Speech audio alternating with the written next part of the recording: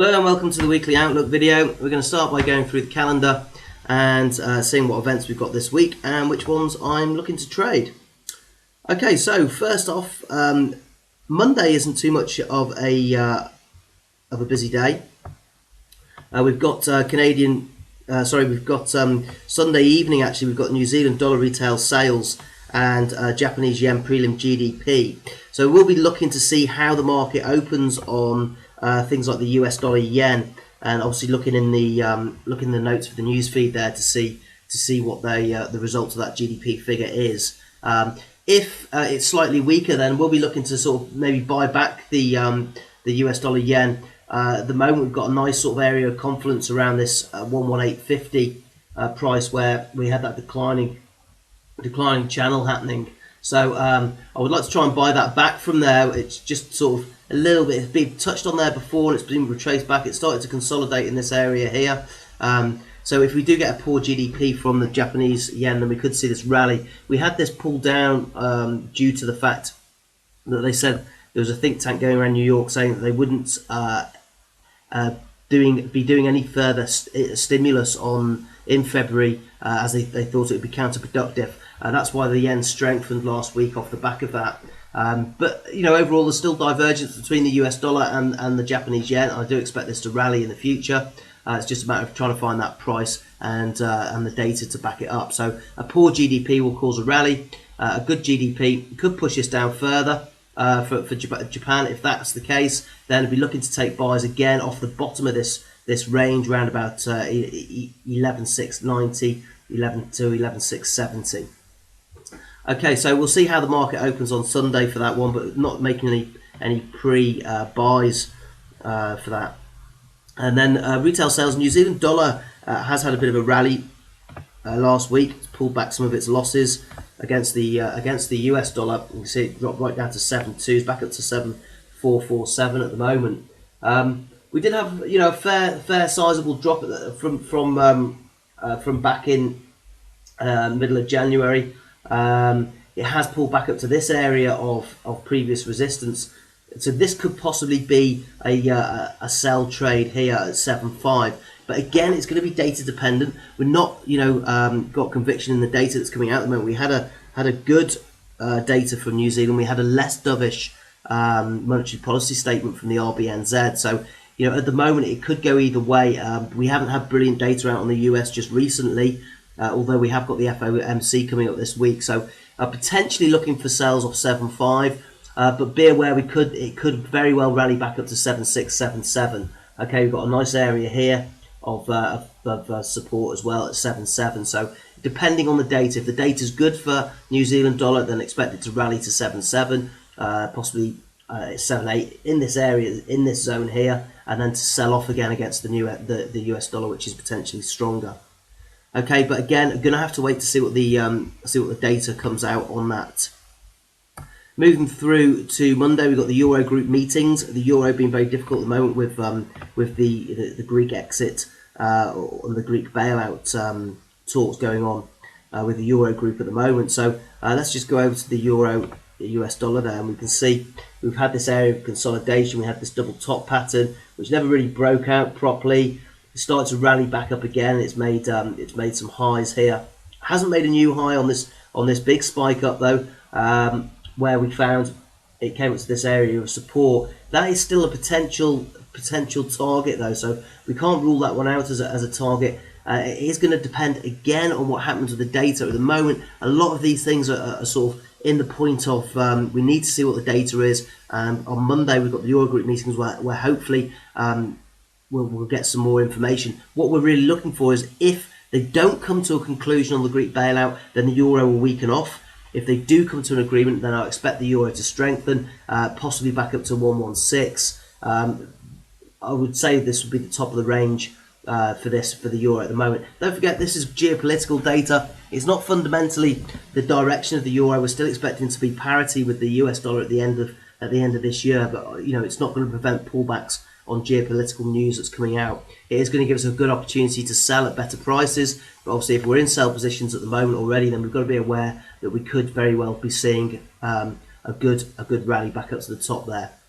Okay, I have actually taken hedging trades on the sell positions that I'm in on the euro at the moment, on the back of that, and I'll be looking to close those down as they come up to these areas of support and resistance. If we're looking like getting to a bailout agreement, which is very likely. There's also other reasons as well why I believe the euro might possibly rally in the future, due to the commitment of traders report from the Chicago Mercantile being very high on long positions at the moment. So expecting a turnaround in that, whereas things start to even out a little bit like an overbought, oversold indicator, if you like. Okay, so just be aware, if you're not in the euro, it might be best to sit on the sidelines and wait until Monday's gone to see what's happening there with Greece. Aussie dollar monetary policy at 12.30. Now we do have a slight good more conviction in the Aussie dollar coming down at the moment. We've had a rate cut on the Aussie dollar. Analysts are expecting a further rate cut in March and May. You can see there that the trading plan that I drew way back in January 23rd has been playing out quite nicely. A little bit choppy here, but it has made a low down here. Not quite a new low from when we had the rate cut, but I'm expecting, we had a less than dovish report from Glenn Stevens on Thursday evening, but we've got the monetary policy minutes this time around, so it's going to give us the actual minutes from that rate decision and the reasons why, which should hopefully give us an inclination of whether they're going to be doing further rate cuts. And if that's the case, then I surely do expect that to drop down to 7.5. I have taken sales on this round about 7.76, where it's pulled up to at the moment. I've got another sell at 7.710. So I'm fully expecting this to come down. We've broken out of this area here of support. It has pulled back and dipped inside that, but overall we've got a nice declining trend line that's developed here. If I could just draw that on, we've got a nice declining trend line, okay, which is developed here, and I expect that to be chased down to these levels. Okay, so the only thing that potentially could cause the rally on the Aussie dollar is the commodity prices that are improving. We do have gold, which is starting to improve at the moment, which is a very good correlation with Aussie dollar due to the mining factor. So keep an eye on that. I don't think it's going to be enough to cause a massive rally on the Aussie at the moment, but it could cause short-term pullbacks. But if you're able to hold those positions, then I would suggest that you do for the sells.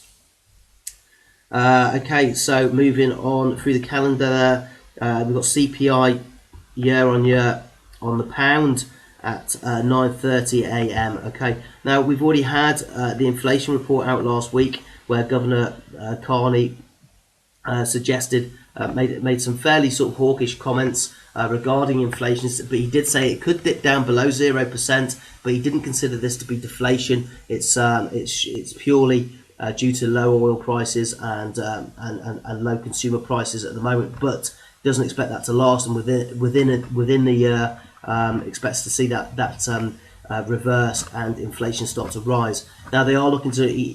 When asked the question, did he plan to make a rate cut? His answer was rates will go up before they go down. Okay, so that was determined as a very hawkish comment from the market, and the market started to rally up. So inflation, if he's expecting it to come down, that's good news for us, because it's going to give us the opportunity to see a pullback in the pound when the inflation report comes in lower, and an opportunity to buy it back. And then at the moment, you can see here I've got this Fibonacci retracement tool on there. I'm looking for it to pull back to about 50%, 153.12, and then I'll be looking to buy that back again.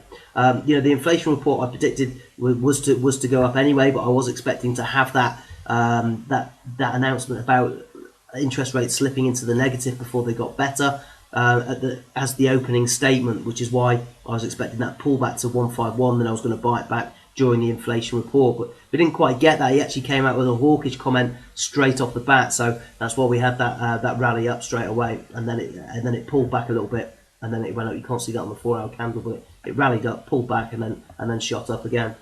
So yeah, again, same sort of thing on the inflation report. Poor inflation. I'd expect it to dip down on the inflation. Then obviously the market's going to realise, but digest the fact that it's only going to be a temporary factor, and it will start to rally up again. So it's an opportunity for us to buy there at the 50% or even the 61% mark.